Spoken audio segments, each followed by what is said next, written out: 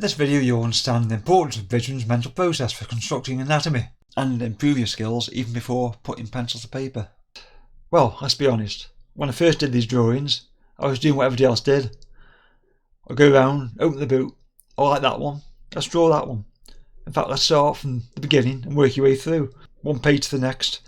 And really, to be honest, I wasn't learning that much, because all I was doing pretty much was copy drawing. Yeah, so first thing, draw to understand Bridgman's thought process rather than just copy drawing. Yeah, trying to decode Bridgman is mental. It's a thought process that counts. It's the main thing, really. These drawings now, I did these by copying from the book. I can do better copies than this, give them more time. You can see it's taken 30.5 minutes for that one, 9.5, 4.5, whatever, for each one of those. But that isn't the point. I can just go through Bridgman's book and just copy everything, and I won't have learned anything. It's just a waste of time. The point was to get the forms, the overlapping forms, wedging forms, understanding the main masses, the balance. You're converting the 3D form into a line representation. If you get the complete guide to drawing from life, which I'll put in the notes, he talks about architectural mouldings and compares the body to those. And you can see that, if you can imagine this was built, this was carved in stone, that's what you've got. To me it's a stone carving.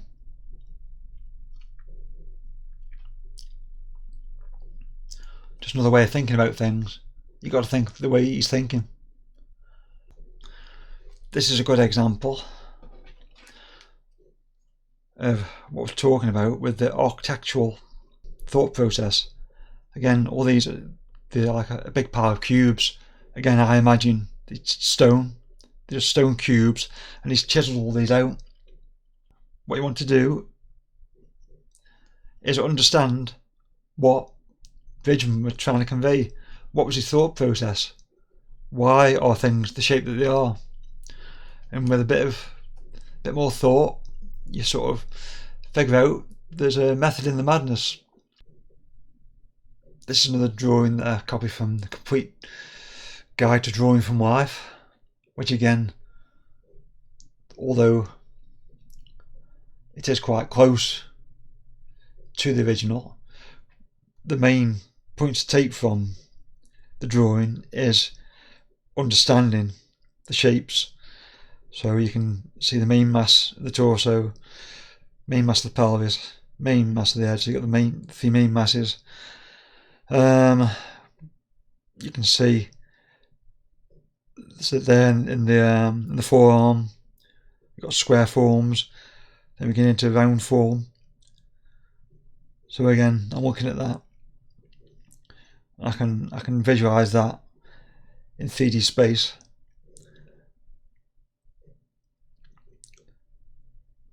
Again, he simplified it so it's easier to do that. If he'd have made this more realistic, you'd have no idea which way one shape is to the next.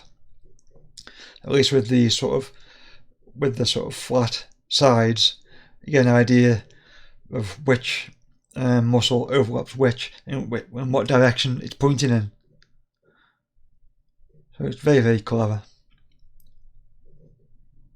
It's genius, really. Good old George Bridgman. Be sure to click on the bell so you know when the next video in the Bridgman series is coming. Thanks, bye now.